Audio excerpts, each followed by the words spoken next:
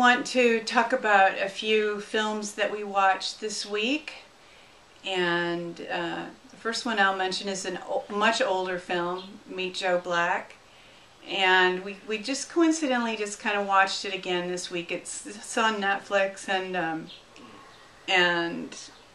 it's an interesting film, so we turned it on. We were kind of doing other things, but we did notice some things about it because we hadn't watched it since we had become aware as much of what's going on in the world. And one thing that is highlighted in the film is the fact that a media corporation is in the process of being taken over by a larger conglomerate, and the gentleman who owns the media corporation wants to maintain control of it because he believes that there should be independent sources of news.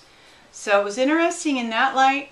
In another light, it was also interesting but not so positive, and that is just we really noticed how it reinforces the IRS and the inevitability of taxes, as in the phrase death and taxes. Yeah, I don't know that I really have much to add to that. That just the whole idea about thinking about death and consequences, and when you have death as a person, and it makes it a good metaphor to think about what is important, what is of value. So it's useful that way to watch it and think about what really matters. Just for the record, taxes are not inevitable. It's a relatively new law for Americans to pay income tax, and we are looking forward to soon seeing an end of that system. Hopefully, God grant it. And even beyond that, I mean, that's the vast majority of the taxes that we pay, or the so-called income tax, which the founders knew was an anti-liberty tax. They knew that as soon as you taxed the fruit of somebody's labor, that the person wasn't free.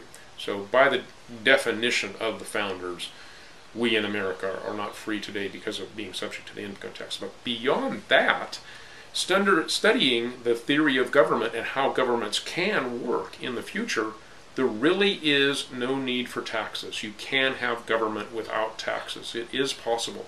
Not with a huge government like we have today, but with a government that helps people to do what we were created to do and move together in a productive way. You can do it without taxation. Something that's kind of hard for people to wrap their minds around it, but yeah, taxation is not inevitable.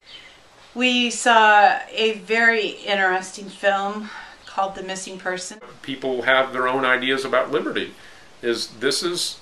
And I'm going to kind of give away some of the plot because you don't learn this until partway through the film, but this is a person that wanted to leave his old life and start a new life because his old life was bondage and he wanted to break free from it. Well, that's a very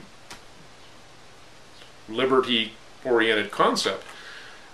So the question is that a valid thing to do? Because there are people that were in his life that he just left, his wife, because they had problems, and she believes he might still be alive and sends somebody to try to find him and to bring him back. And I won't give away the ending, but it's not an easy choice to see who's right in this, and that includes the person who's actually doing the pursuing, because it's alluded to that this person also lost somebody, and the event in which the people were lost or declared missing is 9/11. So there's a huge liberty tie-in there. Of course, this is not a 9/11 truth film. It just treats 9/11 as a historical event, but it asks a question that I think many people that have thought about 9/11, what about all the people that died and their bodies weren't found? Were they really dead?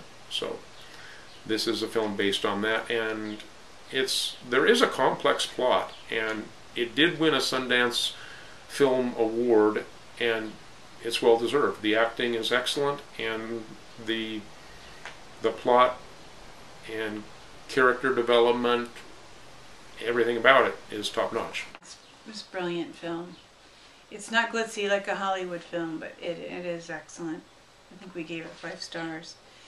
We also saw a film this week that is related to real events, and that is Murder in Greenwich.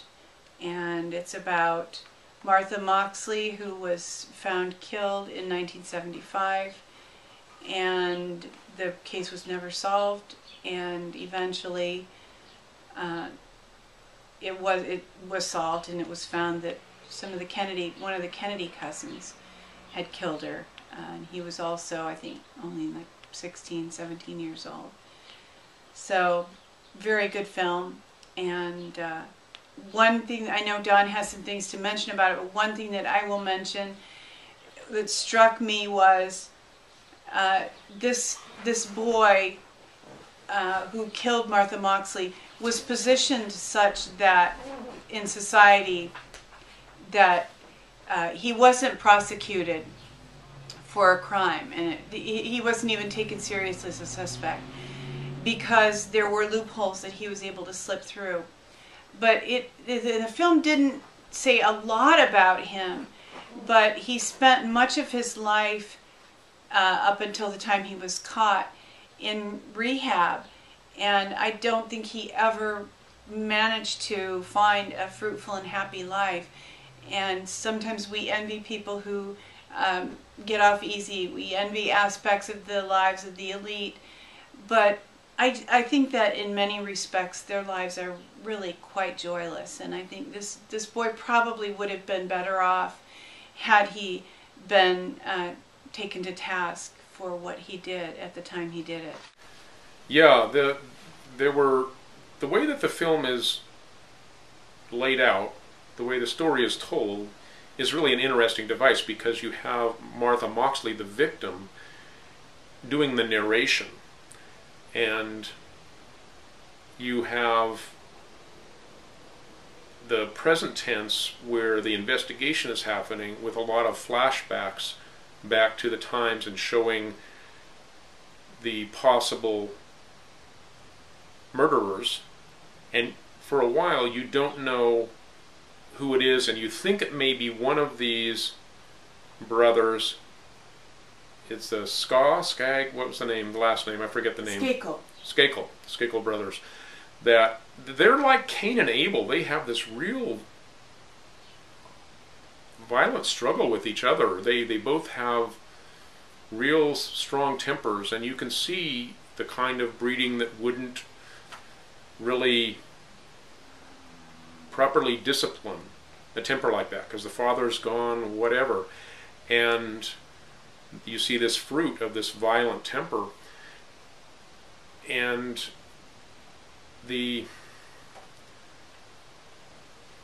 other aspect of the film that's really worth noting is that it took an outsider to come in to find the murderer, and many, many years later, of course. Of course, there's no statute of limitations on murder, so that's possible.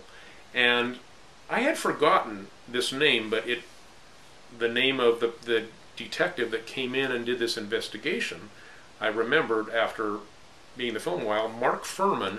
He was the person that was associated with the murder investigation with O.J. Simpson, and rightly or wrongly, I really don't know, got labeled a racist by some people, and then was not as effective as he wanted to be, and this investigation was another opportunity for him. But he had this quality of boldness and brashness, abrasiveness, rubbing people the wrong way, and here he goes into this super upper class area that's like the Beverly Hills or the Bel Air of the East, where the richest of the rich live, and he's going to solve this murder. Now, what Cindy said about how the kid got off because he was a member of the elite, that's only partially true. It was also true that the people that were doing the investigation at the time really did try to find out who did it, but they had blinders on.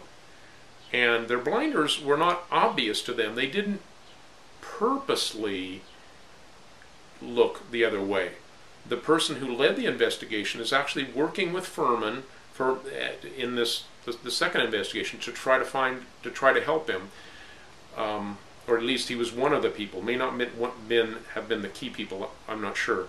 There looks like there's a payoff because one of the people that was involved ends up with a very lavish house, but maybe it was a deputy or somebody that was assisting Furman in this, and he only looked in a certain time window for the time of death.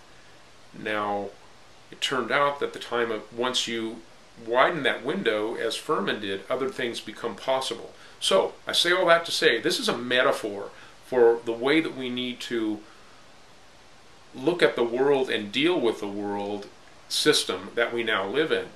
When we're only considering truth from the point of view that the mainstream media feeds us, we have our blinders on, and we're not going to find out who the real perpetrators of the crimes, the wars, the things that we're living in, this world that we live in. That we all want a better world, but we need to widen our boundaries to see, why is this happening? Begin to ask questions. Begin to consider that the history that you've been told has been written by the bad guys to keep you misinformed and to keep you looking in the wrong places. So that's what Mark Furman did, and he didn't care if people liked him or not. He didn't care that he was accepted.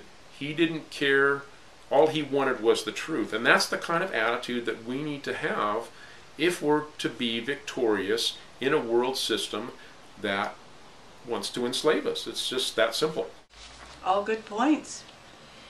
So that wraps up what we have to share